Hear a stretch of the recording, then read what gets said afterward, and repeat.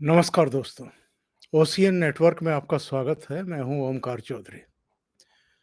हमारे देश की राजनीति का स्तर कहां पहुंच गया है, इस घटना से पता चलता है। वो छगन भुजबल जो 2016 से लेकर के 2018 तक जेल में रहे, मनी लॉन्ड्रिंग के केस में, भ्रष्टाचार के मामले में, मार्च 2016 में ईडी ने उनको महाराष्ट्र सदन घोटाले में गिरफ्तार किया था। उससे पहले उनके 7 ठिकानों पर छापेमारी हुई थी, उनके बेटे से भी पूछताछ हुई थी, उनके भतीजे को भी गिरफ्तार किया गया था, बल्कि इनकी गिरफ्तारी से 1 महीने पहले ही गिरफ्तार करके आर्थर रोड जेल भेज दिया गया था। और बाद में छगन भुजबल जो पूर्व मंत्री थे और किसी ज़माने में बाल ठाकरे के सहयोगी थे, बाद में कांग्रेस में शामिल हुए और जब एनसीपी बनी तो शरद पवार के साथ चले गए। और उसी दौरान ये महाराष्ट्र सदन घोटाला हुआ जिसकी जांच ईडी ने की थी।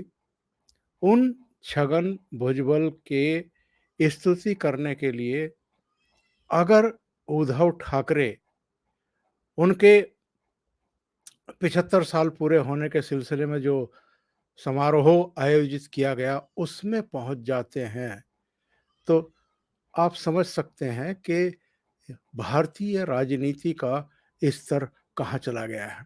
और ये मैं इसलिए भी कह रहा हूँ कि केवल ये 2016 से 2018 के बीच में उनकी जेल यात्रा की वजह से मैं ये बात नहीं कर रहा हूँ, बल्कि इससे पहले तो बहुत बड़ी घटनाएं हो चुकी जिनके बारे में ऐसा नहीं है कि उद्धव ठाकरे को पता नहीं है।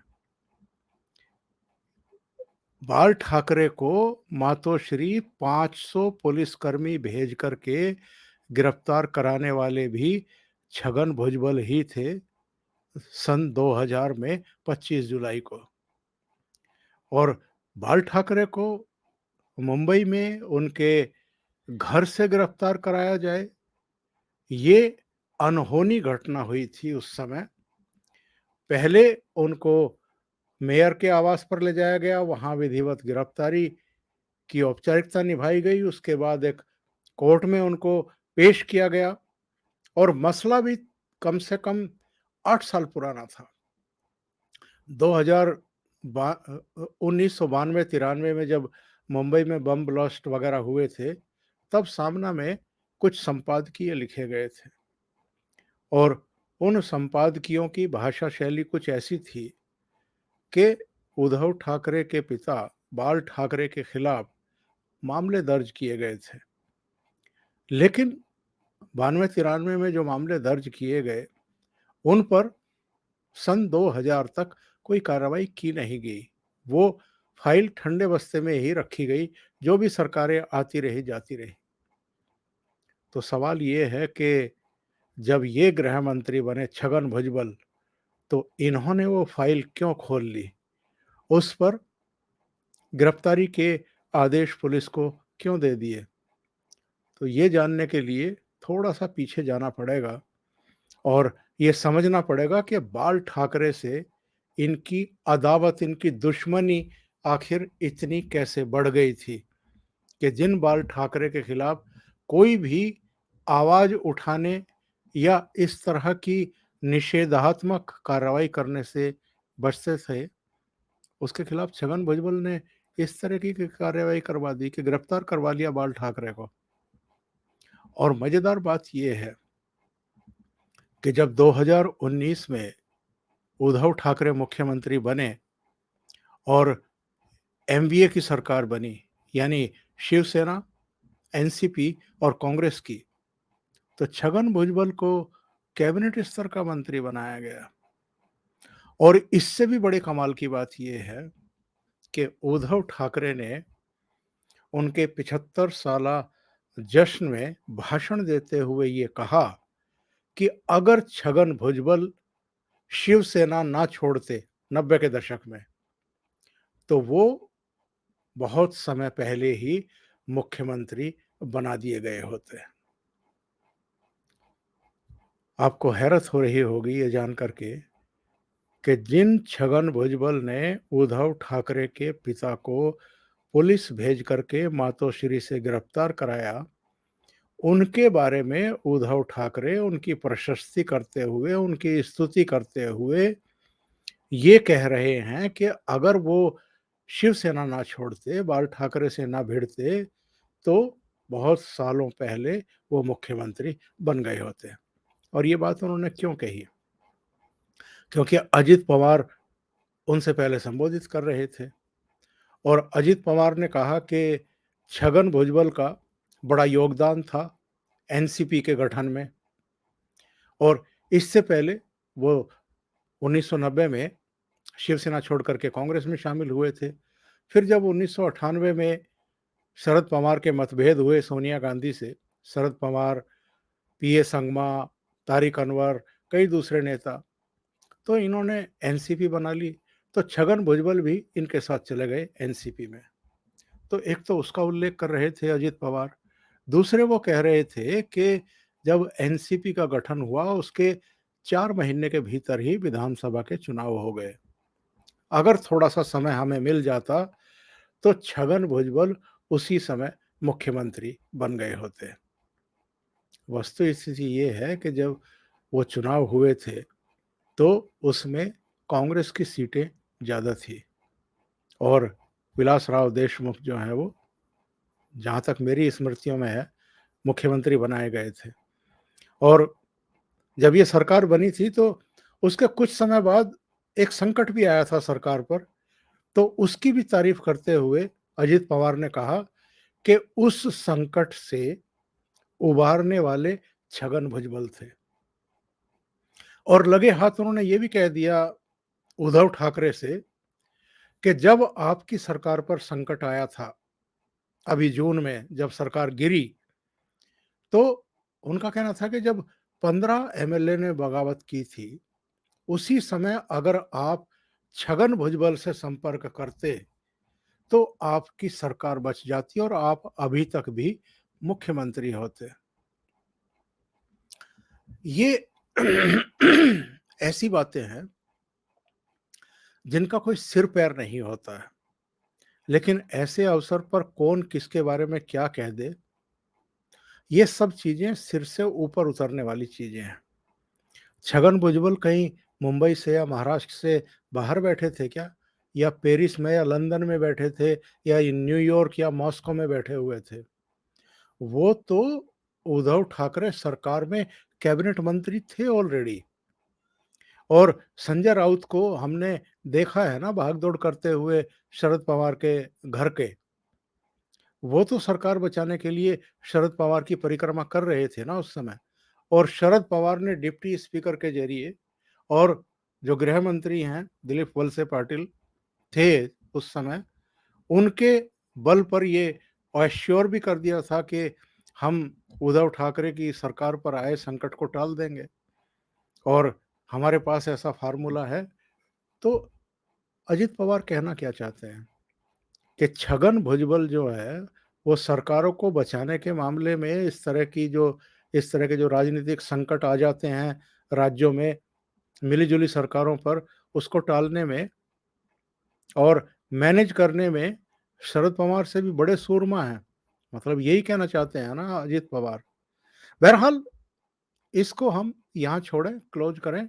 तो मेरे कहने का आशय ये है कि छगन भुजबल की जिस तरीके से अजित पवार ने तारीफ की, शरद पवार ने तारीफ की, उद्धव ठाकरे ने भी तारीफ की, उससे ऐसा लगा कि ना तो इन लोगों की दृष्टि में भ्रष्टाचार कोई इश्यू है, क्योंकि ये 2 साल जेल में रहे हैं मनी लॉन्ड्रिंग और भ्रष्टाचार के आरोप में। इनकी बाकायदा गिरफ्तारी हुई थी। 10 घंटे की पूछताछ के बाद ईडी ने इनको गिरफ्तार करके कोर्ट में पेश किया था और कोर्ट ने इनको जेल भेजने के आदेश दिए थे। 2 साल तक इन्होंने कई स्तर की अदालतों में जमानत याचिकाएं बार-बार दाखिल की और बार-बार वो रिजेक्ट की गई। 2 साल बाद जाकर के बॉम्बे हाई कोर्ट ने इनकी जमानत एक्सेप्ट की थी। वो जो मैं किस्सा आपको बता रहा था कि किस तरीके से बाल ठाकरे और छगन भुजबल के बीच में दुश्मनी पैदा हुई। वो पूरा किस्सा ये है कि जब बाल ठाकरे 60 के दशक में शिवसेना खड़ी कर रहे थे और जगह-जगह घूम रहे थे, लोगों को मोबिलाइज़ करने की कोशिश कर रहे थे, नुक्कड़ सभा टाइप करके लोगों को बता रहे थे, तो ये सब्जी मंडी में सब्जी विक्रेता हुआ करते थे, छगन भुजबल। ये बाल ठाकरे के भाषणों से बड़ा प्रभावित हुए, शिवसेना में शामिल हो गए, उनके साथ काम करते रहे, पहले निचले स्तर पे काम करते रहे, फिर विधानसभा का चुनाव भी लड़े। उसके बाद जब 1985 में शिवसेना की 50 या 52 सीटें आ गई, तो छगन भुजबल को लगा कि मैं तो बाला साहब ठाकरे के बहुत नज़दीकी हूँ और मुझे नेता प्रतिपक्ष वो बनाएँगे, लेकिन ऐसा हुआ नहीं। उन्होंने मनोहर जोशी को नेता प्रतिपक्ष बना दिया और इनको मुंबई का पहला शिवसेना का मेयर बना दिया। इनको लगा कि मैं मेरा कद शहर के स्तर तक सीमित रख दिया गया और मनोहर जोशी को राज्य स्तर का लीडर बना दिया गया, हाउस में नेता प्रतिपक्ष बना करके। इन्होंने एक्सेप्ट भी कर लिया, लेकिन उसको ये दिल से स्वीकार नहीं कर पाए, एक गांठ बांध करके बैठ गए और 1990 आते-आते इन्होंने मनोहर जोशी के खिलाफ मोर्चा खोल दिया। उनको नेता प्रतिपक्ष के तौर पर विफल बताना शुरू कर दिया और ये भी ऐलान कर दिया कि अब मेरी आगे अ, मेयर बनने की बिल्कुल इच्छा नहीं है, यानी अगले चुनाव के बाद, और मैं तो नेता प्रतिपक्ष बनना चाहता था, मुझे नहीं बनाया गया। दोनों को बुला कर के समझाया, क्योंकि मनोहर जोशी की तरफ से भी बयानबाजी हो रही थी, लेकिन मामला बिगड़ गया और 1990 में इन्होंने बगावत करके 18 एमएलए लेकर के पार्टी छोड़ दी और कांग्रेस में विलय कर लिया एक तरीके से। और उसके बाद तो जब 1995 में, संभवतः 1995 में जब मनोहर जोशी मुख्यमंत्री बने और शिवसेना भारतीय जनता पार्टी की सरकार बनी, तो इसके करीब 2 साल बाद, क्योंकि पुरानी खुन्नस थी, ये लगातार कांग्रेस में रहते हुए भी बयानबाजी कर रहे थे उद्धव ठाकरे के पिता बाल ठाकरे के खिलाफ। तो शिवसैनिक जो हैं वो इनके आवास के पास इकट्ठा हो गए, इनको ढूँढने लगे, इनके साथ मारपीट करना चाहते थे। ये किसी कमरे में बंद हो गए, किसी तरीके से इनकी जान बच गई। लेकिन उसके बाद जो गाँठ थी वो और ज़्यादा सुदृढ़ हो गई और इनको मौका मिला बाल ठाकरे के खिलाफ अपनी खुन्नस निकालने का 2000 में आकर के, जब ये गृह मंत्री बने। यानी सरकार बदल गई और ये गृह मंत्री बने एनसीपी कोटे से। तो उसके बाद इन्होंने पुराना केस ढूँढ करके बाल ठाकरे के खिलाफ जो था, सामना में जो संपादकीय छपे थे आपत्तिजनक भाषा में, उस पर मुंबई पुलिस को आदेश दे दिए कि उनको गिरफ्तार किया जाए और पूरे महाराष्ट्र में तनाव, मुंबई में तनाव, शिवसैनिक सड़कों पर इतना तनाव पसरा हुआ था कि अतिरिक्त पुलिस बल जो है तैनात करना पड़ा, अर्धसैनिक बल तैनात करने पड़े। और सुनते हैं कि शरद पवार भी इससे नाराज थे कि आपने ये आदेश जारी क्यों कर दिए। लेकिन एक जिद, एक पुरानी खुन्नस, जिसकी वजह से ये हालात पैदा हुए।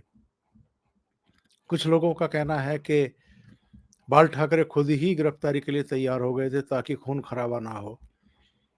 लेकिन 500 पुलिसकर्मी मातोश्री गए, बाल ठाकरे को गिरफ्तार किया, उनको मेयर आवास पर ले जाया गया, वहाँ उनकी विधिवत गिरफ्तारी की गई, फिर उनको कोर्ट में पेश किया गया। मजिस्ट्रेट ने जब पूरी फाइल देखी, पूरा केस देखा, तो उन्होंने कहा कि ये तो, इसकी तो जाँच की सीमा ही समाप्त हो चुकी है। 92-93 में जो केस दर्ज हुआ, उसकी अभी तक भी जाँच-पड़ताल नहीं की गई है। कोई आरोप पत्र भी दाखिल नहीं किया गया है, चार्जशीट जिसको कहते हैं। तो मैं इस केस को ही डिसमिस करता हूँ और कोर्ट ने बाल ठाकरे को रिहा कर दिया। यानी गिरफ्तारी के कुछ ही घंटों के भीतर बाल ठाकरे रिहा भी हो गए, बरी भी हो गए उस केस से और उँगली से वी का निशान लगाते हुए कोर्ट से वो बाहर निकले। तो जो शिव सैनिक सड़कों पर निकले हुए थे तोड़-फोड़ और हिंसा के लिए, अगर उनकी गिरफ्तारी करके उनको जेल भेजा जाता तो मुंबई और महाराष्ट्र में जगह-जगह तोड़-फोड़ हिंसा होती ही।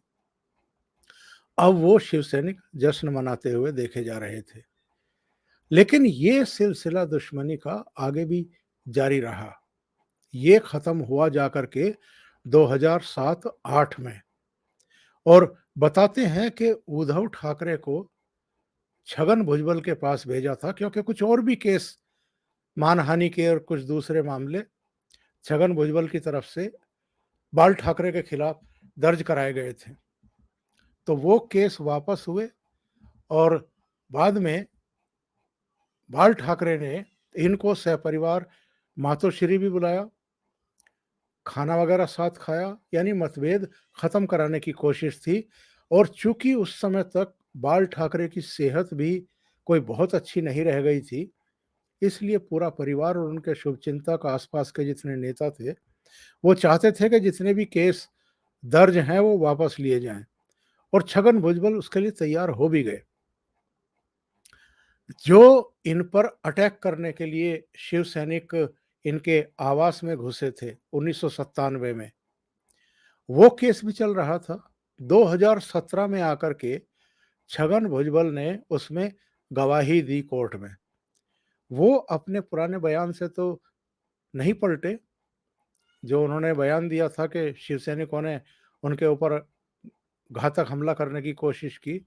लेकिन उन्होंने कहा कि अब मैं ये चाहता हूँ कि जो शिव सैनिक गिरफ्तार किए गए थे, 30 या 32 शिव सैनिक गिरफ्तार किए गए थे, उनको अब माफ़ कर दिया जाए, ये केस ख़त्म कर दिया जाए। इस तरीके से मामला मिनिमाइज़ किया गया था, ख़त्म किया गया था। लेकिन अभी भी वो सारे मामले तो चल रहे हैं ना। मनी लॉन्ड्रिंग का भी, भ्रष्टाचार का भी, सैकड़ों करोड़ के घोटाले का भी जो महाराष्ट्र सदन के निर्माण के सिलसिले में हुआ था। इसके अलावा जो पुरानी घटनाएँ हैं, जो दुश्मनी है दोनों परिवारों के बीच में, वो भी अपनी जगह है।